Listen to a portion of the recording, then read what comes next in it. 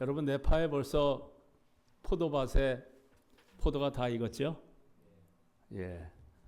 네파에 벌써 포도 삭히는 냄새가 나기 시작하는데 포도 삭히는 냄새가 나기 시작하면 한 해가 다 간 겁니다. 지금 이제 올해 뭐 8월 마지막 안식일이긴 하지만 이제 9, 10, 11, 12 이제 뭐 몇 달 안 남았습니다. 세월이 참 빠릅니다. 이순자 이수환이 한국 잘 다녀오셨습니까? 예, 감사합니다. 모쪼록 선하신 주님께서 남아있는 한 해를 잘 정리하시고 마감하시는 여러분들이 되시기를 소망해 봅니다. 북과제 얼마 전까지 엄청난 산불이 또 났죠? 치코 지역에서 말이에요. 파크 파이어라고 하는 이 엄청난 산불이 43만 에이커를 태웠습니다. 43만 에이커, 뭐 엄청난 사이즈예요. 뭐 서울의 몇 배라고요? 예, 캘리포니아에 여태까지 났던 모든 화재 중에 네 번째로 큰 화재입니다. 그리고 올 들어서는 물론 최고로 큰 화재이고요. 우리 교우님 한 가정이 불에 탔습니다. 그렇지만은 뭐 큰 인명 피해는 없었습니다. 이 여름과 가을만 되면 북가주가 정신 없어집니다. 특별히 커뮤니티 서비스, 그죠? 사회복지부서를 맡고 있는 제가 제일 정신없는 사람이 되는 기간이 바로 이 기간입니다. 산불이 좀 안 났으면 좋겠는데 거의 한 해를 거르지 않고 크고 작은 산불들이 많이 납니다. 아직 산불 시즌이 지나지 않았는데 혹시 기억나시면 기도해 주시기 바랍니다. 저 좀 일 좀 쉽게 할 수 있게 말입니다. 얼마 전에 치코에서 난 이 산불 피해는 어떻게 난지 여러분 다 들으셨죠? 예? 한 사람의 잘못된 행동으로 캘리포니아의 역사에 한 획을 긋는 엄청난 산불이 난 것입니다. 이불이 어떻게 난 것이냐면 이 로니 스타웃이라고 하는 이 한 42살 된 이 남자가 자기 어머니의 차를 몰다가 어떤 이유인지 불이 붙었어요. 그럼 그 불을 뭐 그냥 어떻게든지 뭐 소방서원을 불러서 끄든지 아니면은 뭐 이 불이 다른 곳에 붙지 않는 곳에 이렇게 좀 옆에다가 세워놓고 저걸 기다리면 보통 차가 다 타면은 그냥 끝이 납니다. 근데 이 사람이 불이 붙어 있는 차를 일부러 계곡으로 밀었습니다. 그래가지고 계곡에 불이 붙어서 바람이 많이 부는 때였거든요. 엄청난 산불이 난 것입니다. 그죠? 참 왜 그랬는지 이 사람 벌써 전과 2범이에요. 아동학대죄로 그리고 절도죄로 얼마 전에 19년간 복역했던 사람입니다. 방화죄로 체포당할 때에도 음주운전으로 프로베이션 기간이었는데 이런 죄를 저지른 겁니다. 19년 동안 복역하고 나온 사람이 변화되었어요? 안 변화되었어요? 안 변화된 것입니다. 사람이 변화되어야 되는데 변화가 참 쉽지 않습니다. 저를 봐도 그래. 안 변합니다. 잘. 변화. 여러분 사람이 변화될 수 있습니까? 변화됩니까? 이게 쉽지 않은 것 같아요. 근데 물론 성경에도 언급하기를 구스인이면 이디오피아인이죠. 그 피부를 표범이 그 반점을 변할 수 있느냐? 할 수 있을진데 악에 익숙한 너희도 선을 행할 수 있으리라는 말씀이 있지만 사람은 쉽게 잘 변화되지 않는 것 같습니다. 교육 많이 받는 것 소용없습니다. 어느 순간에 그 변화되지 못한 속성이 튀어나오게 되어 있는 것입니다. 많이 가지고 있는 것 더군다나 소용이 없습니다. 이 변화에 대한 이야기를 하면 참 자신 있게 이야기할 만한 사람이 한 사람도 없는 것 같아요. 사람은 쉽게 잘 변화되지 않는 것 같습니다. 여러분 모 교회의 여성 선교부장으로 계시는 한 집사님이 있었는데 이 집사님의 별명은 그 유명한 땅사랑 아파트 사랑 집사님이었대요. 부동산 투자 및 재테크가 한창 지승을 부릴 무렵 한몫 잡으려는 이 땅사랑 집사님은 여성 선교의 헌신 예배가 있는 것도 잊어버린 채 한 주일 내내 열심히 아파트와 땅을 보러 발이 닿도록 돌아다녔습니다. 이윽고 문제의 금요일 안식일 저녁 여성 선교의 헌신 예배 시간이 되었지만 아무런 준비도 하지 않은 이 땅 집사님 급하게 찬미가를 찾아 사회석에 올랐어요. 무사히 틀리지 않고 묵상 기도를 한 후에 드디어 찬미를 부를 시간이 되었습니다. 거룩하고 자신 있게 사회하면서 한마디 하기를 우리 모두 찬미가 109동을 부르겠습니다. 사실 사람은 쉽게 변하지 않는 것 같아요. 특히 오랜 시간 동안 습관화되어 있는 품성은 잘 변화되지 않는 것입니다.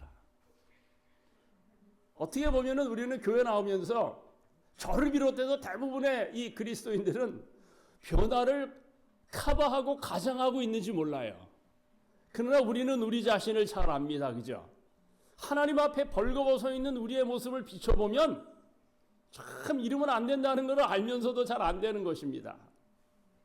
그런데 하나님의 말씀 한마디로 그의 삶이 송두리째 변화된 사람이 있었어요. 하나님의 말씀 로마서 13장 11절에서부터 14절까지에 있는 이 말씀이에요. 또한 너희가 이 시기를 알거니와 자다가 깰 때가 되었으니 이는 이제 우리의 구원이 처음 믿을 때보다 가까웠음이니라. 밤이 깊고 낮이 가까웠으니 그러므로 우리가 어두움의 일을 벗고 빛의 갑옷을 입자. 그래서 오늘 설교의 제목은 바로 여기에서 딴 단어로 빛의 갑옷으로 정한 것입니다. 낮에와 같이 단정히 행하고 방탕과 술 취하지 말며 음란과 호색하지 말며 쟁투와 시기하지 말고 오직 주 예수 그리스도로 옷 입고 품성을 이야기하는 거겠죠. 그죠? 종욕을 위하여 육신의 일을 도모하지 말라. 여러분 이 말씀으로 그의 삶이 송두리째 180도 변화된 사람이 누구입니까? 제가 지난번에 말씀드렸죠. 6개월 전에 말씀을 드렸어요. 그랬더니 지난주에 정종화 장로님 어머님 추도식에서 참여했더니 전영철 장로님이 그 설교를 기억하면서 목사님 후편한다고 그랬는데 왜 후편하러 안 오세요? 그래서 제가 오늘 온 것입니다. 그 후편을 하러. 그러니까 기억하고 계시는 거예요. 그때 제가 말씀을 드렸어요. 여러분 이 로마서 13장 11절에서 14절에 있는 이 말씀을 가지고 송두리째 그의 삶이 변화된 사람이 누구예요? 바로 이 사람입니다. 누구입니까? 어거스틴입니다. 어거스틴, 성 어거스틴. 이 사람이 변화되기 전에는 성경이 정확하게 기록한 대로 그는 술 취함과 방탕과 음란과 호색함과 쟁토와 시기로 그의 삶을 탕진하던 사람이었어요. 하지만 이 사람은 살아있고 운동력이 있어 좌우에 날선 어떤 것보다도 예리하여 혼과 영과 몸, 관절과 골수를 찔러 쪼개기까지 하며 또 마음의 생각과 뜻을 감찰하시는 거룩한 하나님의 말씀을 만남으로 그의 삶이 송두리째 변한 것입니다. 그의 삶이 얼마나 변했기에 사람들은 그를 성 어거스틴이라고 불렀겠습니까? 여러분 이 어거스틴은 자신에 대한 인기와 존경심이 최고에 달했을 때 유명한 책 The Confessions라고 하는 이 고백록을 출판해서 자신이 죄인임을 고백했습니다. 마치 신앙이 깊어질수록 죄의 인식과 겸손함이 커져서 다리 차지 못하고 난 자, 가장 작은 사도, 모든 성도 가운데 가장 작은 자보다 더 작은 나, 마지막에는 죄인의 괴수라고 사도 바울이 고백했던 것과 똑같이 시간이 지나면서 더욱 주님의 품성으로 성화되었던 것입니다. 물론 그가 이렇게 변화될 수 있었던 것은 늘 자신의 아들을 위하여 눈물로 기도하던 그의 어머니 모니카의 기도가 있었기 때문이기도 합니다. 어떻든 이 말씀으로 변화되었어요. 여러분 우리가 하늘나라에 가게 될 때에 유일하게 가지고 가는 것이 무엇이라고 합니까? 우리가 잘 아는 대로 우리가 이 땅에서 그렇게 수고하여 모은 재산, 학벌 아니라 그랬죠. 그죠? 무엇만 가지고 들어간다고요? 영감의 그릇 우리에게 다음과 같은 빛을 던져줍니다. 하나님의 형상대로 꼴지어진 품성은 우리가 이 세상에서 내세로 가지고 갈 수 있는 유일한 재물이다. 이 세상에서 그리스도의 교훈을 따라 사는 자들은 모든 신령한 학식을 하늘집으로 가져가게 될 것이다. 그리고 하늘에 가서도 우리는 계속 진보하게 된다. 그러므로 현세에서 우리의 품성을 개발하는 일이 매우 중요하다라고 실물교훈 332쪽에 그렇게 이야기했네요.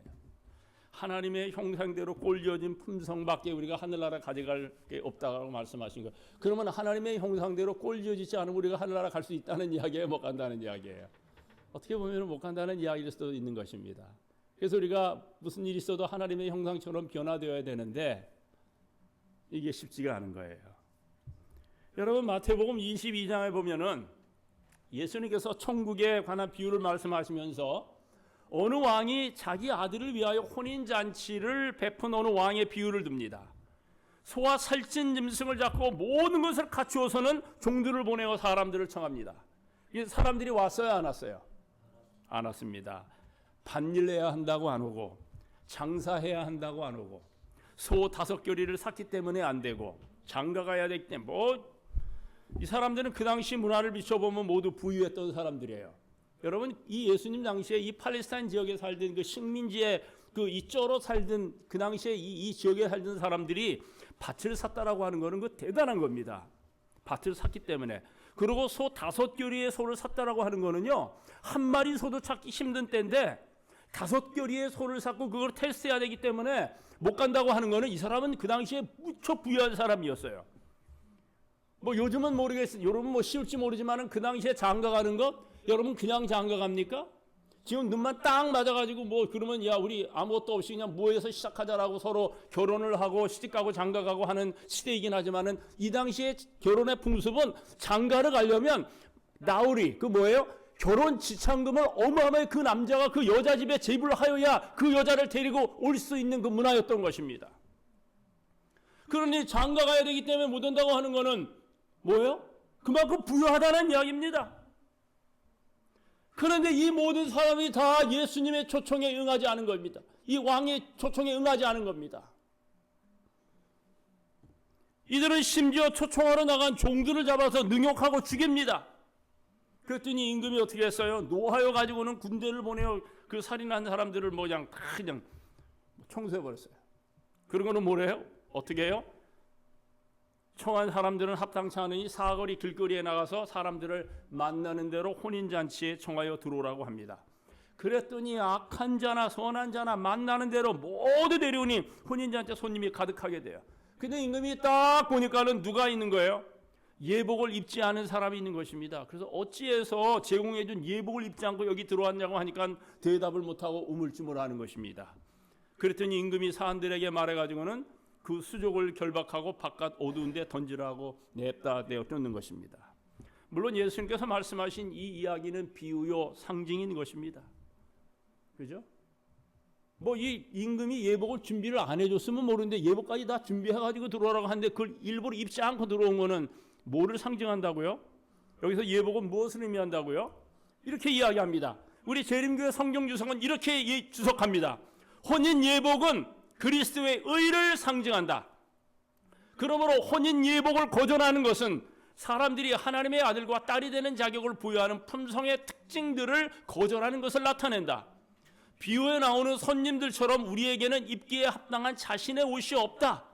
예수 그리스도의 공로로 말미암아 그분의 완전한 의의 옷을 입을 때에만 위대하신 하나님 앞에 받아들여질 수 있다. 이것이 그리스도인들에게 사라고 권면한 흰 옷이다라고 이야기를 하면서 말씀하시기를 뭐라고 해요? 혼인 예복을 입지 아니하는 사람은 품성이 변화되어야 될 필요를 깨닫지 못하면서 그리스도인이라고 공언하는 자들을 상징한다라고 말했어요.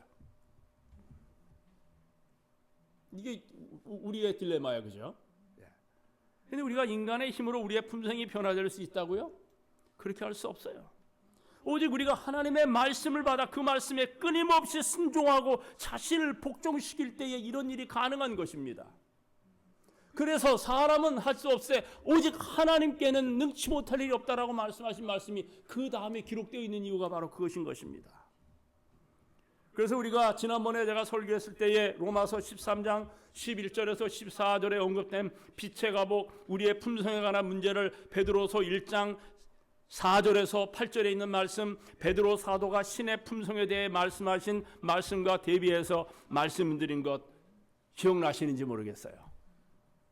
여러분 이 말씀 기억나십니까? 베드로 1장 우리가 너무나 잘 아는 말씀, 베드로 후서 1장 4절에서 11절까지 있는 말씀, 이로써 그 보배롭고 지극히 큰 약속을 우리에게 주사 이 약속으로 말미암아 너희가 정욕을 인하여 세상에서 썩어질 것을 피하여 신의 성품에 참여하는 자가 되게 하려 하셨으니, 아까 우리가 읽은 로마서 13장 11절에서 14절에 있는 말씀이 반복되는 듯이 느껴지는 거예요.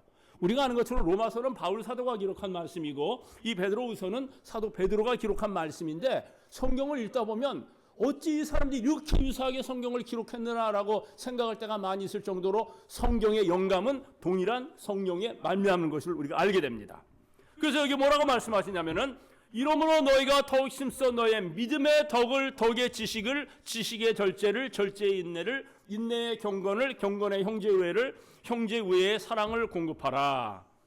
이런 것이 너에게 있어 흡족한즉 너희로 우리 주 예수 그리스도를 알기에 게으르지 않고 열매 없는 자가 되지 않게 하려니와. 그러니까 11절에 뭐라고 말씀하시냐면, 이같이 하면 우리 주 곧 구주 예수 그리스도의 영원한 나라에 들어감을 넉넉하게 너희에게 주시리라 라고 말씀하신 것입니다.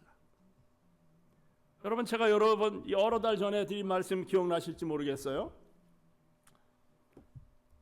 이 도표 기억나십니까? 기억 안 나시는 거예요? 예? 그래서 목사들이 한 달에 한 번 똑같은 설교를 반복해도 교우님들의 기억력이 가물가물하셔서 잘 모르시는 것입니다. 여러분 요즘 유튜브 많이 보시죠? 예, 유튜브 안 보면 거의 안 계시는데, 여러분 유튜브에 요즘 제일 유명하고 제일 그 접속수가 많은 유튜브이 몇 분짜리 유튜브인지 여러분 한번 보셨어요? 긴 유튜브는요, 사람들이 너무 지루해지기 때문에 사람들이 접속수가 그렇게 많지 않습니다. 유튜브 가운데 제일 접속수가 많고, 그 다음에 좋아하시면은 구독과 좋아요를 눌러주세요. 맨날 나오는 게 뭔지 아십니까? 몇 분짜리, 숏인데 몇 분이냐면은 7분 내지 8분짜리 유튜브를 만들어서 보내는 그것이 최고 유행합니다, 요즘. 왜냐하면 사람들의 주의력이 7분 내지 8분밖에 되지 않는다는 거예요. 예?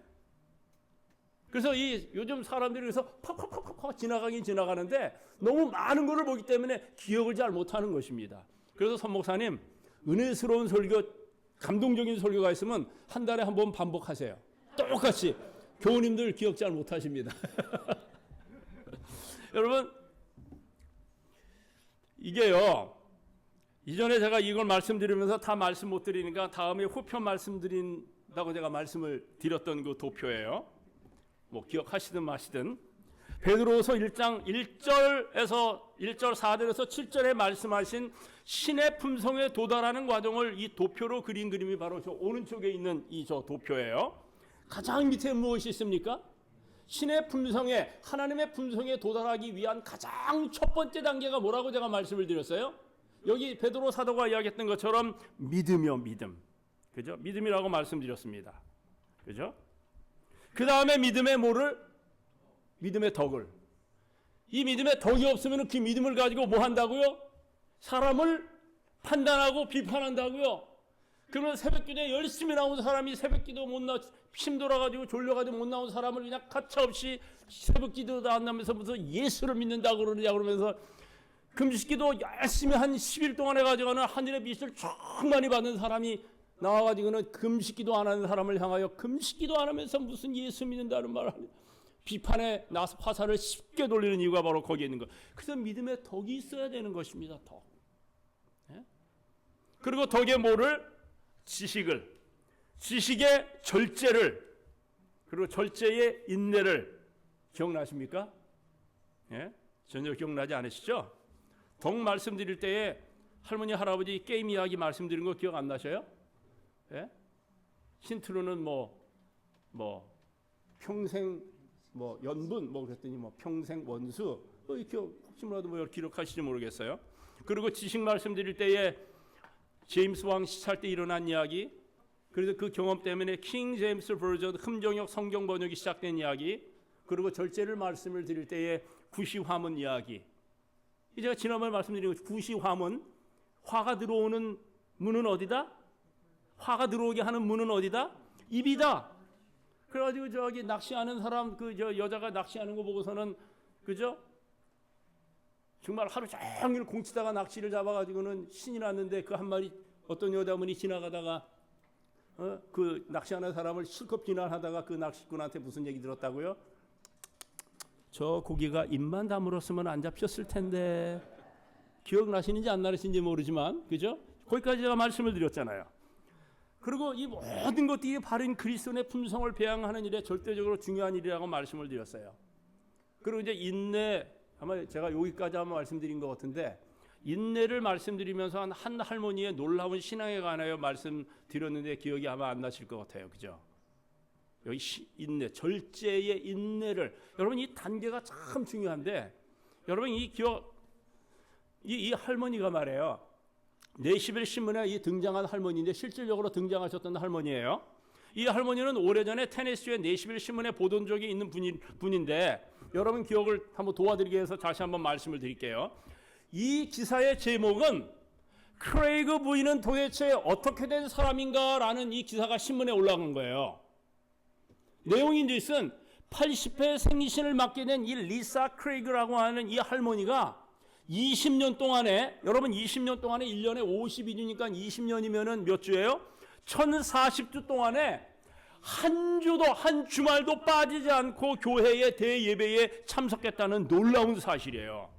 그래서 그 사실에 대해서 이 신문의 이 기자는, 특별히 편집장은 다음과 같이 재미있는 질문 형식으로 약간 비꼬듯이, 너무 놀랐기 때문에 이건 이룰 수 없다라고 하는 것을 비꼬듯이 이 질문 형식으로 써내려갔는데, 뭐라고 써내려갔냐면 이렇게 질문 형식으로 써내려간 거예요. 20년 동안에 한 주도 빠짐없이 교회에 참여했던 이 할머니의 신앙을 두고 뭐라고 얘기했느냐면은, 크레이그 부인에게는 눈보라 치는 일요일이 한 번도 없었단 말인가? 이분이 안식일 교인이었으면 좋았겠지만 이분은 침례 교인이었어요. 일요일 교인이었습니다. 그에게는 예기치 않은 손님이 한 번도 오지 않았단 말인가? 이게 뭔 말이에요? 우리는 손님이 오면은 핑계대고 교회 빠지기 좋아하잖아요. 뭐 여러분 안 그러시지만, 밤늦게 잠을 잔 토요일이 한 번도 없었단 말인가? 여러분이 밤늦게 잠을 안 자고 밤을 꼬박 새다시피 하면 여러분 그 다음날 일찍 일어나서 교회 오고 싶어져요? 그렇게 질문한 겁니다. 그리고 가족들과 함께 야외에 놀러 나간 일요일이 한 번도 없었단 말인가? 감기 몸살이 걸려 지독하게 아팠던 일요일이 한 번도 없었단 말인가? 그리고 목사에게 화가 난 일이 한 번도 없었단 말인가? 목사에게 화가 나면 교회 오고 싶어요? 안 오고? 교회 오기 싫죠, 당연히. 한 번 전 집에서 텔레비전 설교를 보는 것으로 예배를 떼어야겠다는 생각을 한 적이 한 번도 없단 말인가? 요즘 특별히 온라인 예배 가지고 뭐 어디든지 융성하는데 그런 얘기 하잖아요, 그죠? 이 신문을 읽은 크레이그 할머니가 신문사 편집장에게 다음과 같은 편지를 보냈는데 그것이 다시 신문에 실렸습니다. 내용은, 편집장님, 훈련소에 입대하여 전쟁을 위하여 훈련소에 입대한 훈련을 받고 있는 병사에게 귀하가 질문한 것과 같은 사정이나 일들이 해당될 수 있는지 훈련소 소장에게 전화로 한번 문의해 보시기 바랍니다 라는 내용이었어요. 익스큐즈가 있습니까? 없습니까? 있을 수가 없는 겁니다, 여러분. 전쟁에 급파되기 위하여 훈련을 받지 않으면 그 사람 나가서 총알바지밖에 안 되는 겁니다. 그러니 훈련소에서 이 병사를 훈련하는 훈련소장은 비가 오나 눈이 오나 익스큐즈가 없는 것입니다, 여러분. 이 할머니는 본인의 신앙을 그렇게 비교한 것입니다. 얼마나 이 기사를 읽으면서 제가 부끄러움을 느꼈는지 몰라요. 여러분, 신앙에는 절대적으로 자제력과 인내가 필요합니까? 마지막 시대를 사는 하나님의 남은 자손의 특징이 어디 있다고 얘기했어요? 인내하는 일이 아닙니까? 마지막 이 시대를 사는 하나님의 남은 백성의 특징, 성도들의 인내가 여기 있나니 저희는 하나님의 계명과 예수의 믿음을 지키는 자니라라고 이야기하지 않았습니까? 하나님의 계명을 지키는 일은 절대적으로 인내가 필요합니다. 예수의 믿음을 지키는 것, 정말 인내가 없이는 예수를 믿지 못할 이들이 너무나도 널려 있어요, 이 세상에. 그래서 마지막 시대에 사는 성도들의 삶의 특징을 인내로 특징진 것입니다. 성도들의 인내가 여기 있나니. 여러분, 씨 뿌리는 자의 비유 이야기 잘 아시죠?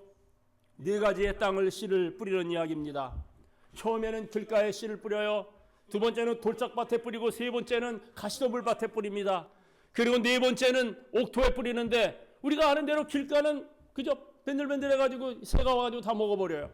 그 다음에 돌짝밭, 여러분 뿌리가 내리지만은 돌이 많기 때문에 뿌리가 깊이 내리지 못하고 말라 죽어버립니다. 그리고 가시밭, 덤불이 있는 그 밭은 흙은 비옥한 것 같은데 올라오다 보니까 가시가 다 커버해가지고는 자라지 못해가지고 기운이 죽어버린다는 거예요. 그리고 옥토의 마음밭, 옥토의 밭은 뭐예요? 30배, 60배, 100배의 결실을 이루는 그 옥토의 마음밭은, 마태는 이 4가지의 그 마음밭을 이야기하면서 누가 옥토의 마음밭을 갖고 있는 사람인지 이야기하지 않습니다. 그러나 언제나 기록에 있어서는 이 자상했던 의사 누가는 누가복음 8장에서 말하기를 똑같이 씨 뿌리는 자의 비유에 대해서 이야기하면서 30배, 60배, 100배의 결실을 이루는 사람들은 뭐라고 탁 단서를 다하느냐면 인내로 결실하는 사람들이니라 라고 친절하게 말씀하고 설명해 놓은 것입니다.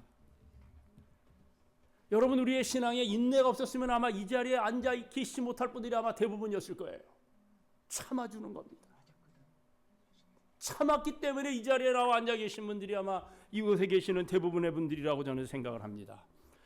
그 신앙에 인내가 있지 아니하면 우리가 그리스도의 품성으로 변화되지 못한다는 거예요. 그러나 인내가 여러분 얼마나 힘듭니까? 인내를 한자어로 뭐라고요?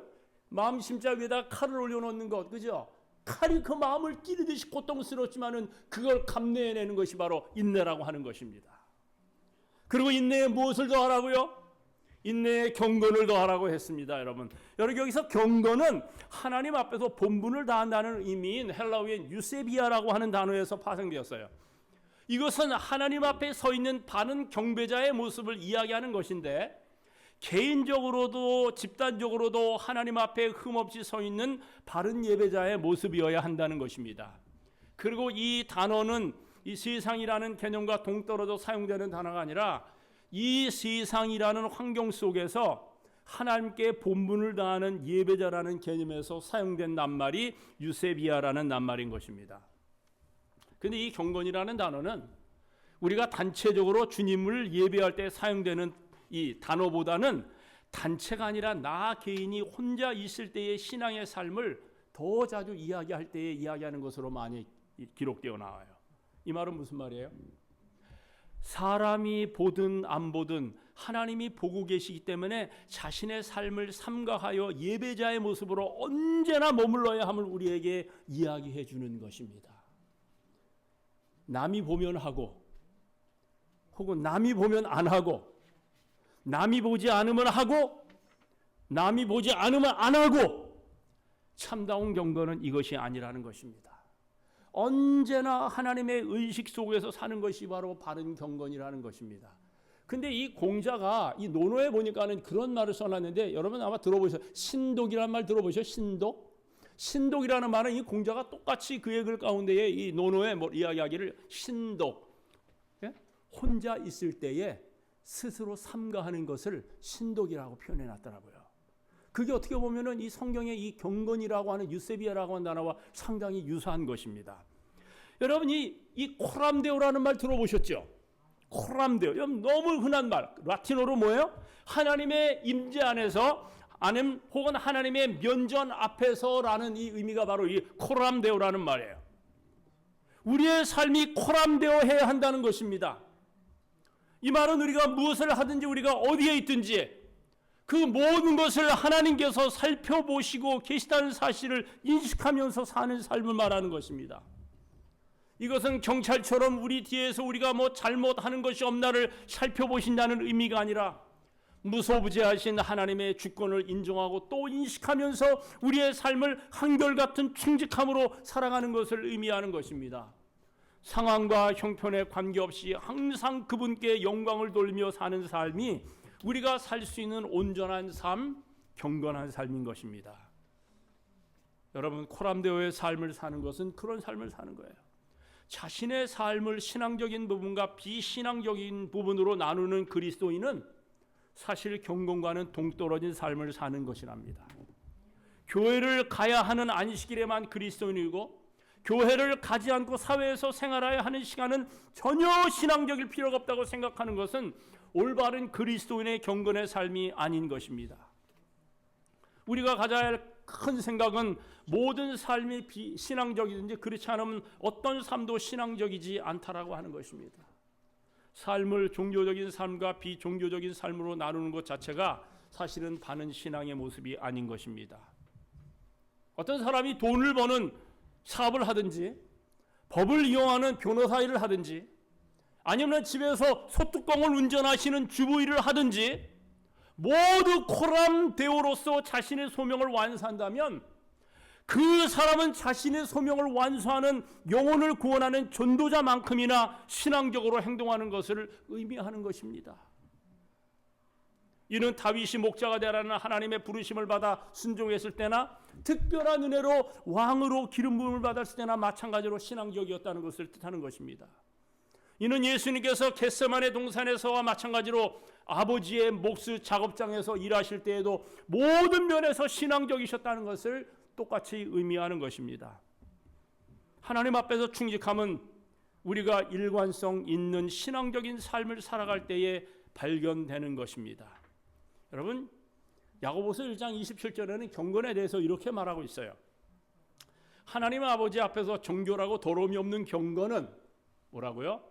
자기를 지켜 세속에 물들지 아니하는 이것이니라 라고 말씀하셨습니다. 여러분, 세속과 그리스도의 관계 어떻습니까? 세속과 그리스도의 관계는 마치 바다와 배의 관계가 같다는 말 들어보셨을 겁니다. 그죠? 바다는 세상, 배는 그리스도인. 여러분, 배는 반드시 어디 위에 떠 있어야 그 기능을 다합니까? 예? 물 위에 떠 있어야 배의 기능을 다하는 것입니다. 배는 반드시 물 위에 있어야 하지만 근데 뱃속에 물이 들어오면 어떻게 돼요? 배가 가라앉는 것입니다. 여러분, 그리스도는 세상에 살 수밖에 없어요.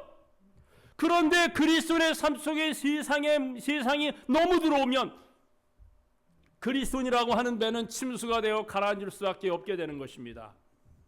그러므로 참된 경건은 자기를 지켜 세속에 물들지 않게 하는 것입니다. 이런 의미에서 주님께서는 이 세대를 본받지 말고 오직 마음을 새롭게 함으로 변화를 받아 오직 하나님의 선하시고 기뻐하시고 온전하신 듯이 무엇인지를 분별하도록 하라라고 말씀하신 것 같습니다.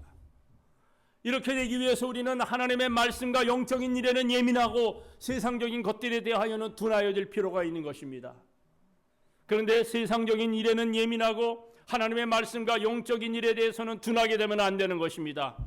그런데 세상 일에는 박사들이 많은데 하나님의 말씀과 영적인 일에 대해서는 박사가 아닌 박복한 사람들이 너무 많이 있는 것이 현실입니다.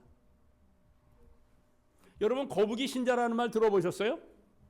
거북이 신자라는 말이 있는데 여러분, 거북이는 원래 행동과 걸음이 늦기로 유명하기 때문에 이 거북이 신자라는 말은 일반적으로 늦게 발전하고 늦게 행하고 늦게 섬기는 사람을 가리킬 때 사용되는 말입니다. 그런데 이 말에는 좀 특별한 의미가 있음을 우리가 알아야 돼요. 여러분, 이 새에, 하늘을 나는 새가 아무것도 먹지 않고 며칠을 살 수 있을까요? 아무것도 먹지 않고. 새는 아무것도 먹지 않고 9일을 살 수 있다고 합니다. 사람도 일반적으로 먹지 않고 물론 물도 마시지 않고 며칠을 살 수 있다고 그래요. 기본적으로 12일을 한다고 합니다. 물론 뭐 이렇게 차이는 있어요. 뭐 전형적으로 건강하고 뭐 이런 분들 뭐 이 체력이 비축된 사람은 아마 더 오래 견딜지 모르지만 물론 이제 금식기도 하는 분들은 뭐 오랫동안 뭐 40일 금식도 하고 그러지만은 보통 물은 마시고 금식을 하거든요. 그렇지만 아무것도 안 마시고 아무것도 먹지 않고 인간이 이 버틸 수 있는 기간은 12일이라고 합니다. 12일. 예? 또 개이교, 개. 멍멍 있죠, 멍멍. 이 개는 먹지 않고 며칠 건진다고 그래요? 20일을 살 수 있답니다. 그래서 이 개들이 아프면은 이 개가 뭐 먹어요, 안 먹어요? 아예 안 먹고 굶습니다. 그러면 그 굶는 것 때문에 그 금식이 돼가지고 노폐물이 빠져나오고 아픈 게 낫는 거예요. 그러다가 쉬일씩 일어나가지고 물을 핥기 시작하면 그 개는 병이 다 난 것입니다. 개는 100% 아프면 먹지 않습니다. 그러면 거북이는 먹지 않고 며칠을 살 수 있을까요? 며칠까지 살 수 있다고요? 거북이는 아무것도 먹지 않고 자그마치 500일 동안 살 수 있다는 것입니다. 500일. 이 거북이가 느리고 왜 이상하게 왜 갈라파고스 거북이 같은 걸 큰 거북이 있잖아요. 이 거북이는 500일을 아무것도 먹지 않고 살 수 있다는 겁니다. 그래서 거북이 신자라는 말은 먹지도 않고 500일을 사는 거북이를 풍자적으로 일컫는 말이라는 것입니다. 즉 그리스도인이라고는 하지만 매일 말씀의 양식을 먹지 않고 사는 사람, 기도의 은혜도 없이 사는 사람, 교회에 다니면서 스스로를 그리스도인이라고 생각하지만 말씀과 은혜를 먹지 않고 사는 사람들을 빗대어 마치 굶어도 죽지 않는 거북이와 같다고 비꼬아 빗대어서 하는 말인 것입니다. 혹시 나는 거북이 신자가 아닌가 살펴볼 필요가 있겠습니까? 우리는 심차게 창공을 솟아오르는 독수리와 같은 성도가 되어야 하지 않겠습니까? 이 경건에 뭐를 더하라고요? 형제 우애를 더하라고요. 형제 우애의 원어는 필라델피아입니다. 필로스 플러스 아델포스. 필로스는 love, 형제의 사랑에, 아델포스 형제, 필라델피아 형제 우애입니다. 이것은 인간에 대한 사랑을 말하는 것으로 예수께서 율법을 단 2개의 계명으로 요약해요. 먼저 하나님을 사랑하고 그 다음에 내 이웃을 내 몸과 같이 사랑하라고 선언하신 대로 하나님을 사랑하고 섬기고 예배하는 경건한 자는 아울러 사람을 사랑하여야 온전한 경건을 이루는 것임을 말해주고 있는 것입니다.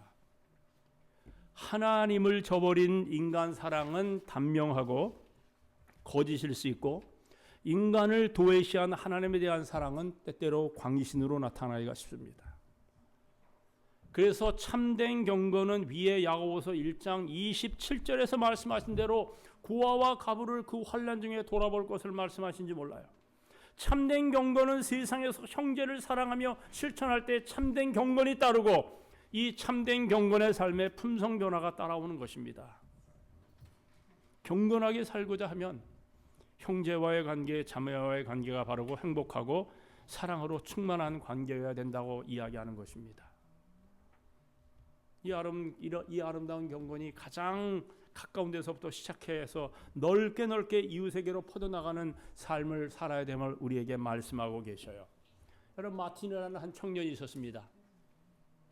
이 청년은 튼튼한 가방 하나를 들고는 주머니에 단돈 250불을 들고는 골든 스테이트 캘리포니아로 향했습니다. 이곳에 대학에 입학하게 되었기 때문이에요. 도착하자마자 그는 밤에 일할 수 있는 자리를 찾아 나섰어요. 근데 그런 일자리가 계약 후인 2주일 뒤에나 있다는 것입니다. 가지고 온 돈으로는 학교에 내야 하는 수수료의 일부를 지불했어요. 이제 돈도 몽땅 떨어지고 일자리도 없는 처지가 된 이 마틴은 할 수 없이 남이 버린 폐차를 되는 대로 손질해서 임시 친구로 삼았던 것입니다. 여러분, 요즘 학생들 홈리스가 너무너무 많습니다. 대도시 가면요, 홈리스가 여러분 정신병자들만 홈리스가 있는 거 아니에요. 홈리스가 될 수밖에 없도록 환경이 그렇게 밀어서 홈리스가 된 사람들이 많아요. 특별히 대학을 다니는 학생들 홈리스들이 참 많아졌어요. 이 이야기도 제가 우리 컨퍼런스에서 이 홈리스 그 이니셔티브 요즘 그걸 하거든요. 그래서 제가 이 이야기를 들어서 이 말씀을 드리는 거예요. 근데 이 마틴이 그러던 중 다행히 일자리 하나를 구했는데 어떤 온실 재배 너서리 사업의 현장 감독이 마틴의 어려운 사정을 알고는 2주 동안 일하도록 일자리를 준 것입니다. 너무나도 고마운 감독이었어요. 거기에서 일하는 사람들은 점심시간이 되면 모두 커다란 나무 밑에 둘러앉아서 함께 식사를 했던 거예요. 그런데 이 도시락을 싸올 형편이 못된 마틴은 첫날부터 다른 사람들이 점심을 먹을 때에 그저 물로 배를 채우면서 커다란 나무 밑에 앉아가지고는 혼자 배고픔을 달랬습니다.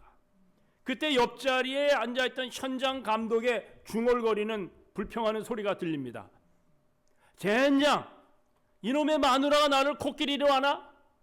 혼자서 이렇게 다 먹으라고 이렇게 많이 넣었어. 이봐, 누가 이 샌드위치와 케이크 한 조각 좀 먹어줄 사람 없어? 그런 이야기를 하자 바로 그 옆에 있었던 이 마틴은 기꺼이 그의 하소연을 들으면서 그 음식을 먹어주었어요. 그 후 매일 점심 식사 때마다 감독은 자기 마누라가 음식을 허비한다면서 하소연을 늘어놓았고, 마틴은 그 하소연을 기쁘게 들으면서 남는 샌드위치를 먹어주었어요. 이렇게 보름이 흘렀습니다. 약속된 기간이 지나서 마틴은 급료를 받았습니다. 그는 급료를 손에 쥐고는 그곳을 떠나기 전에 그에게 일자리를 줬던 현장 감독에게 고맙다는 인사를 하려고 사무실로 찾아갔습니다. 감독은 사무실에 없었습니다. 그러자 이 마틴은 여직원에게 말 좀 전해달라고 부탁합니다. 감독님이 들어오시면 제가 정말 감사했다고 전해주세요. 그리고 부인이 만든 샌드위치를 참 맛있게 먹었다고 꼭 전해주시고요. 그러자 여직원은 눈을 크게 뜨면서 이상하다는 듯이 말하는 것입니다. 부인이라뇨? 감독님은 시내에 있는 조그만 호텔에서 혼자 살고 계시는데요. 감독님의 사모님은 5년 전에 돌아가셨어요. 감독님은 아직도 부인을 그리워하며 혼자 쓸쓸하게 살고 계셔요.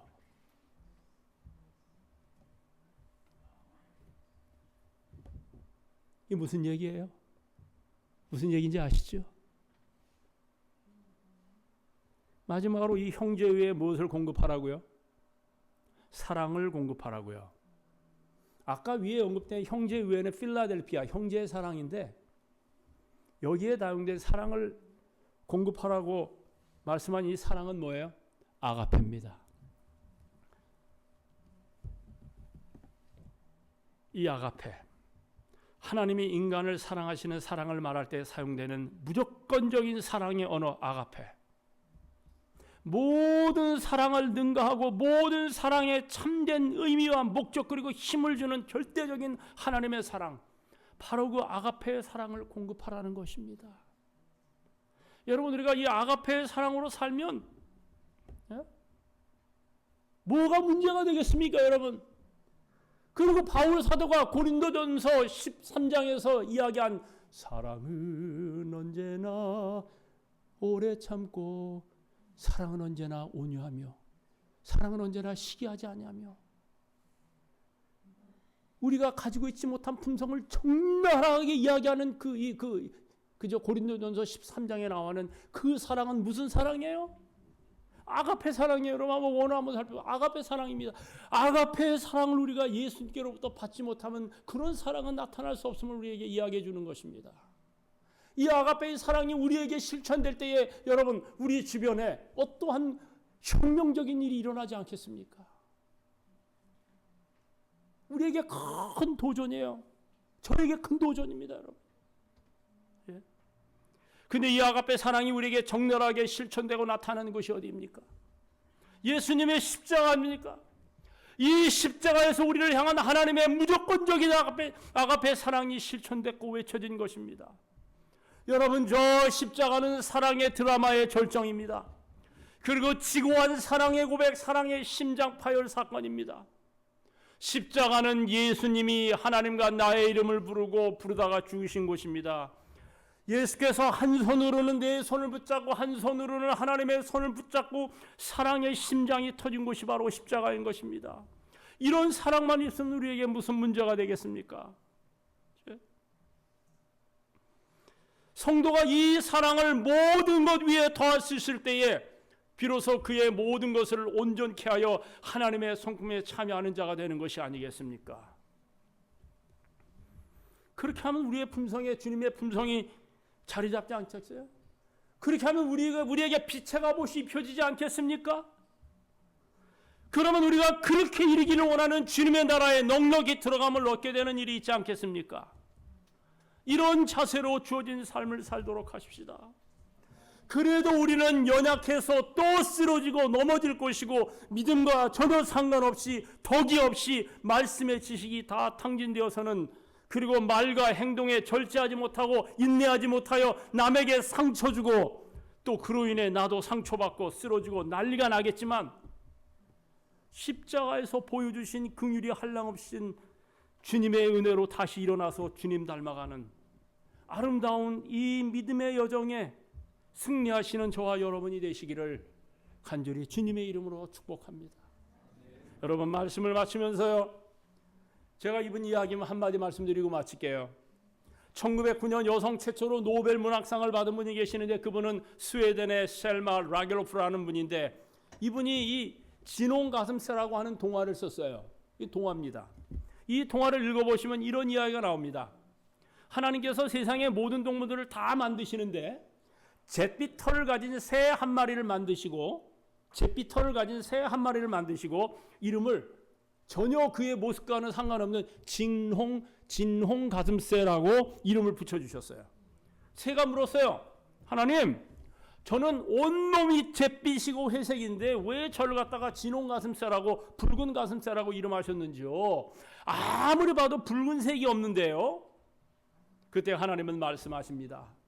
내가 참 사랑이 무엇인지를 깨닫게 될 때 그 이름에 합당한 깃털을 갖게 될 것이야. 그리고는 오랜 세월이 흘렀습니다. 어느 날 진홍 가슴새의 둥지 근처의 언덕에 십자가가 세워지고 그곳에 어떤 사람이 매달립니다. 멀리서 지켜보던 진홍 가슴새는 그 사람을 불쌍히 여겨 그 사람에게 날아갔습니다. 가시로 된 면류관에 머리가 계속 찔려 피를 흘리고 있는 그 사람의 모습에 안타까움을 느낀 진홍 가슴새는 자기 부리로 가시를 하나하나 뽑아주었는데 그럴 때마다 그 사람의 피가 이 새의 온몸을 적셔가는 것입니다. 하지만 결국 그 사람은 숨을 거두게 되어 진홍 가슴새는 다시 자기 둥지로 돌아올 수밖에 없게 돼버린 것입니다. 그런데 그때부터 이 진홍 가슴새에게 이상한 일이 일어났어요. 온몸에 묻은 그 사람의 피가 지워지지 않는 것입니다. 아무리 물에 비벼도 목덜미와 가슴에 나오는 빨간 핏자국이 지워지지 않았던 것입니다. 하지만 더욱 놀라웠던 것은 그 이후에 진홍 가슴새가 알을 낳고 새끼가 나와도 모두 다 목과 가슴이 빨갛게 된 모습으로 태어나게 되었다는 것입니다. 이 진홍 가슴새의 이야기는 하나님께로 부름받은 우리 모두의 이야기입니다. 우리가 예수를 믿고 난 다음에 우리가 예수의 피로 붉게 적셔져서 새로운 하나님의 자녀로 태어나는 것입니다. 그리고 우리에게는 영원한 그리스도의 보혈의 흔적이 남아있게 되는 것입니다. 그래서 여러분 우리의 삶에 우리의 품성에 그리고 우리의 시간과 대화에 그리스도의 보혈의 흔적이 남아있는 것입니다. 그리스도의 피로 말미암아 구원받은 우리에게 보혈의 능력으로 말미암은 구원의 능력이 있어요. 죄사함의 능력이 있는 것입니다. 그리고 그렇게 예수 그리스도와 하나가 된 사람에게는 치유의 능력까지 나타나는 거예요. 형통합니다. 천국의 능력이 우리의 삶에 나타나 있는 것입니다. 이렇게 구원받은 하나님의 백성으로 흘러넘치는 감격의 삶을 사시면서 그리스도의 아름다운 품성을 닮아가시는 저와 여러분이 되시기를 간절히 소망하면서 말씀을 마치겠습니다.